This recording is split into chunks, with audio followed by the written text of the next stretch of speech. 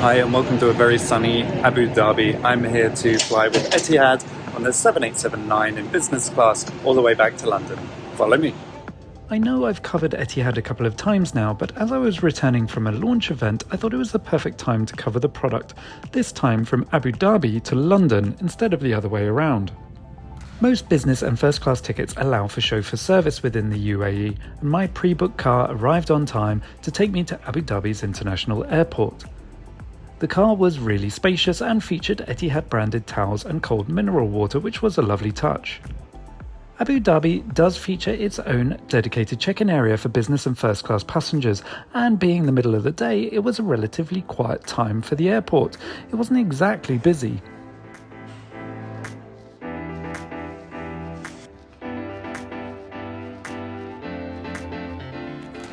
After heading through the dedicated security lane, I headed to the lounge. Now, Etihad's signature lounge here is spacious, but it's a shell of what it used to be.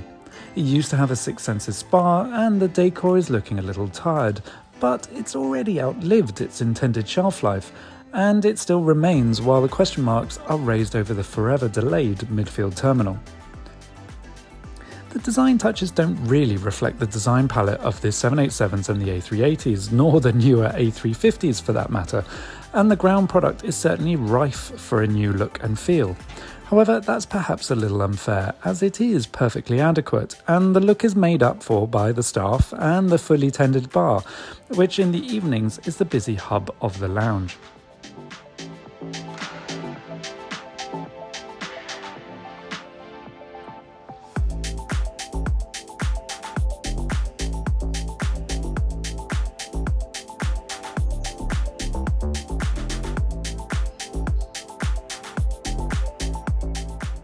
About an hour before the flight to London, I headed to the gate, which was only a minute or two from the lounge.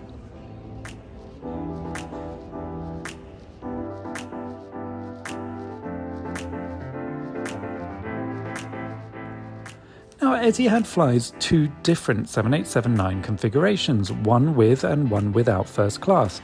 It's easy to spot which carries the first class because of the blocked out windows between the two first doors of the plane.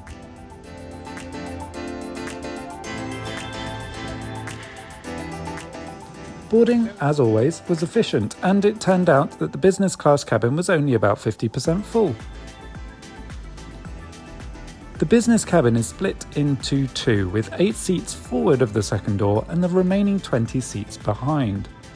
I won't go too much into the details, as you can see these in my other reviews, but the bulkhead seat did offer a little bit more privacy.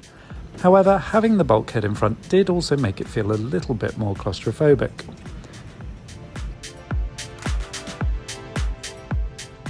Thankfully, the big Dreamliner windows let in a lot of light, and seat 7A provides epic views of the engines and the wing.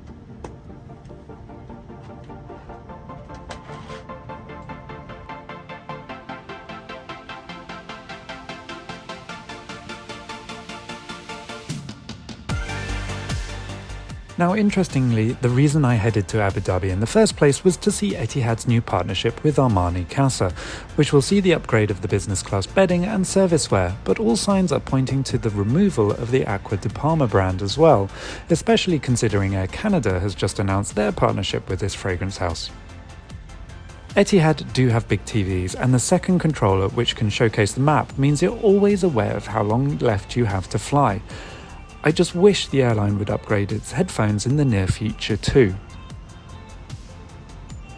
One drawback of being sat in the rear business class cabin is that economy also boards past you, which means that the pre-departure drink service takes a little while to get to you. But that means when it does, it seems somehow even more deserved.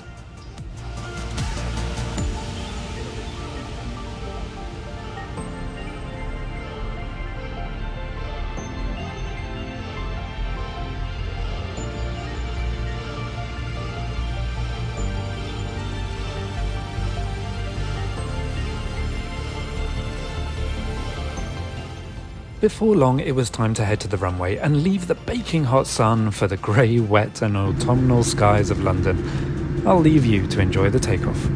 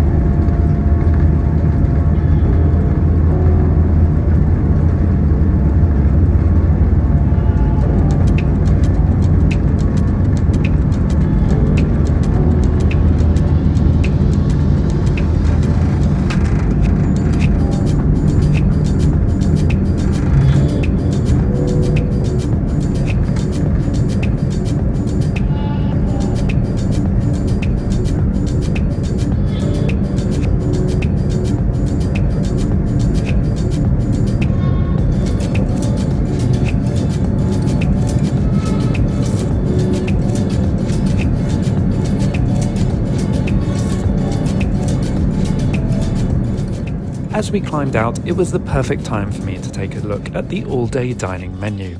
And while it's great to see the steak sandwich is still on there, it's also good to see some other options too. And I have to say that the Sauvignon Blanc on their current menu is one of the best I've had in the skies.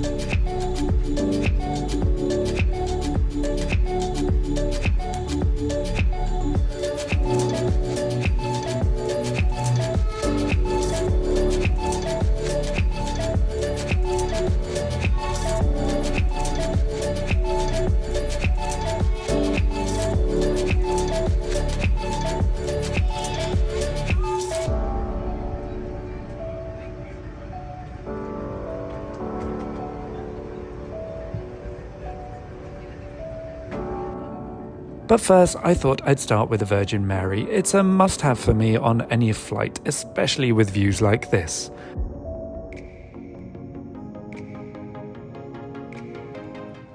It really set the scene and built my appetite before my epic culinary adventure.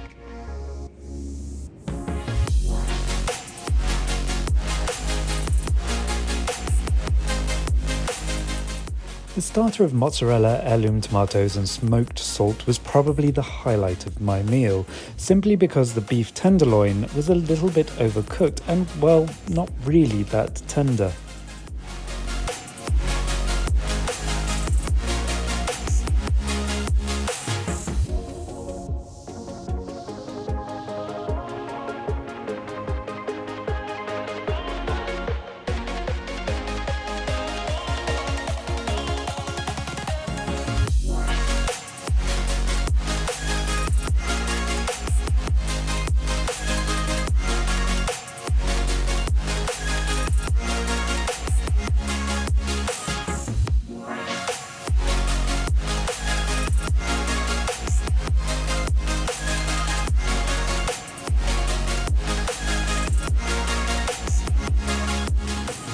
Not really into any of the dessert options, I just went for the cheese plate, which had a really tasty chutney that was really Moorish.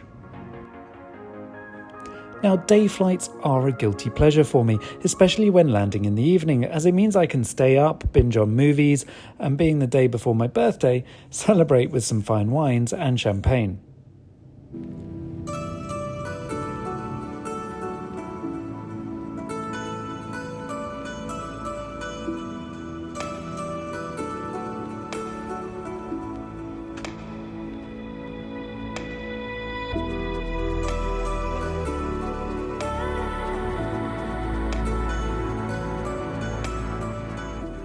As the flight hit its stride, however, I decided to start feasting through the all-day dining menu, starting with these super tasty kebabs. These should just be on every flight.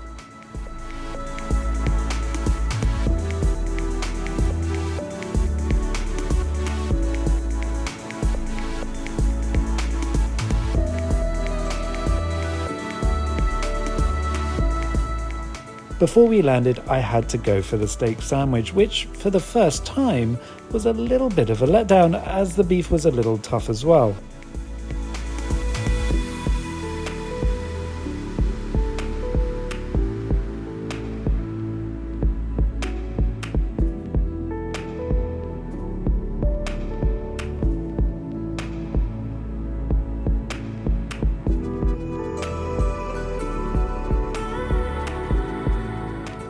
But all was forgiven, as just before descent I was suitably embarrassed by the crew, who found out it was my birthday and presented me with a cake, a final glass of champagne and a wonderful birthday card. Yes, I think I'm a great flyer too.